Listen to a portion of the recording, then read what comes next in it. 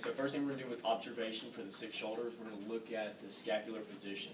So if he does a push-up, I'm going to be looking for scapular winging. You go ahead and spread your shoulder blades out again. Okay, so we're looking to see if we can actually take our fingers and go underneath the scapula. That'd be an indication of scapular winging. You go ahead and stand up and put this hand behind your back. You can also take them behind the back and see if there's a lot of winging here as well. Okay, go back up.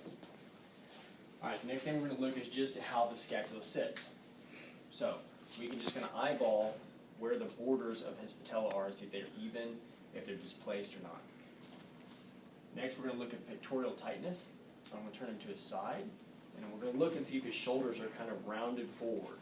Okay, and if they're not, that means they're normal, but if they are kind of forward, it means he could be tight in his pectorals. Next thing we're going to look at is a scapular-thoracic rhythm. So this is basically how does the scapula move when he takes his arms over his head. So nice and slow, I want you to go ahead and take your right arm above your head. Okay, so we're basically going to do this with the shirt off. Go ahead and come back down again. Okay, do it one more time. So how does the scapula move? Then we do the opposite side. Go ahead. And then we do this bilaterally. Okay, go ahead and do both at the same time.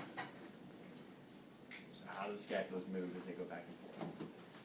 Then the last thing we're going to look at is we're going to look at muscle atrophy. So here again, we're going to look in the back. We want to see if there's any kind of muscle atrophy within the kind of the rhomboids, the trapezius.